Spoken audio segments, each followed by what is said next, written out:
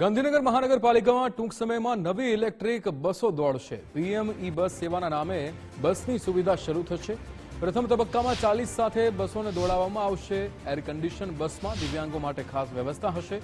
અમદાવાદ, કલોલ અને આસપાસના ગ્રામ્ય વિસ્તારમાં આ બસ દોડશે। બસના સંચાલન માટે ડ્રાઈવર અને કંડક્ટરની ભરતી શરૂ કરવામાં આવી છે।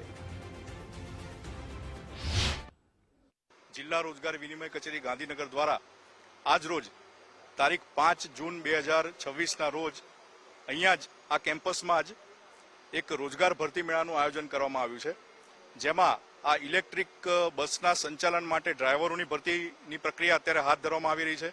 તેમજ જે સપોર્ટ સ્ટાફ જેને કહીએ કે જે ટેકનિકલ સ્ટાફ જોઈએ કે જેમાં આઈટીઆઈના ફિટર, ઇલેક્ટ્રિશિયન વગેરે જેવા ટ્રેડ ધરાવતા ઉમેદવારો, જે લાયકાત ધરાવતા ઉમેદવારો, 10 પાસ 12 પાસની લાયકાત ધરાવતા ઉમેદવારો, તેઓની પણ અત્યારે ભરતી પ્રક્રિયા હાથ ધરવામાં આવી રહી છે અને લગભગ અંદાજે અત્યાર સુધીમાં 100 થી વધુ રોજગાર વાંચુઓ અત્યારે અહીંયા આ ભરતી મેળાની પ્રક્રિયામાં ઉપસ્થિત છે અને તેમના ઇન્ટરવ્યુ અત્યારે હાથ ધરવામાં આવી રહ્યા છે।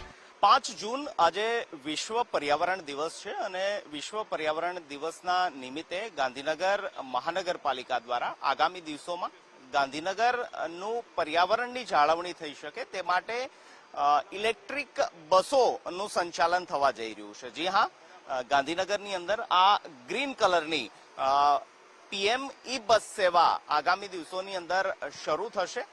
તેના માટેની વ્યવસ્થા ગાંધીનગરના સરગાસણ વિસ્તારમાં કરવામાં આવી છે કે જ્યાં ચાર્જિંગ પોઈન્ટ સહિતનો સમગ્ર ડેટા જે છે તે આ ડેપોની અંદર ઉભો કરવામાં આવ્યો છે।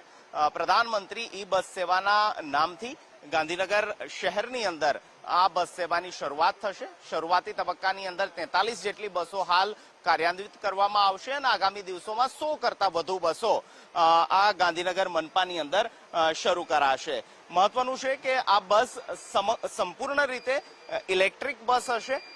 હું આ બસની અંદર પણ આપને અંદરના પણ દ્રશ્યો બતાવું છું કે વાતાનુકૂલિત આ બસ છે, એસી સાથેની ફેસિલિટીની આ બસ છે, સીસીટીવી વ્યવસ્થા આ બસની અંદર હશે, ફર્સ્ટ કિટની વાત હોય, તમામ સુવિધાઓ આ બસની અંદર આપવામાં આવશે। આ સાથે જ દિવ્યાંગ કોઈ વ્યક્તિ બસની અંદર સવાર થાય છે તો તેના માટેની આ એક્સેલેટર ની સુવિધા પણ આ બસની અંદર આપવામાં આવી છે કે જેના કારણે કોઈ દિવ્યાંગ વ્યક્તિ ને બસની અંદર ચડાવવા માટે, તેને ઉતારવા માટેની પણ આ બસની અંદરની વ્યવસ્થા હશે।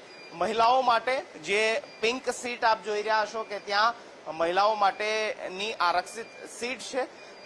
મહત્વનું છે કે ગાંધીનગરના સરાઉન્ડિંગ વિસ્તારની અંદર આ બસનો રૂટ જે છે તે શરૂ કરવામાં આવશે અને 17 જેટલા હાલ બસ રૂટ નક્કી કરવામાં આવ્યા છે ગાંધીનગર અમદાવાદ વચ્ચે અને ગાંધીનગર મનપા વિસ્તારનો જે ગ્રામીણ વિસ્તાર છે, મહાનગરપાલિકા સાથે જોડાયેલો વિસ્તાર છે, ત્યાં આ બસની શરૂઆત થશે। વિશ્વ પર્યાવરણ દિવસ નિમિત્તે પર્યાવરણની જાળવણી ખૂબ મહત્વની બનતી હોય છે। ગાંધીનગરને ગ્રીન સિટી તરીકેની તેની ઓળખ છે અને આ ઓળખને અનુરૂપ ગાંધીનગરનું પર્યાવરણ જળવાઈ રહે તે માટે ઇલેક્ટ્રિક બસની સેવા ગાંધીનગરની અંદર શરૂ થશે। પ્રધાનમંત્રી ઈ બસ સેવાના સ્વરૂપે આ બસો આગામી દિવસોની અંદર ગાંધીનગરની અંદર દોડતી નજરે પડશે। કેમેરામેન લાલા બરવાડ સાથે નિકુંજ જાની, ગુજરાત ફર્સ્ટ, ગાંધીનગર।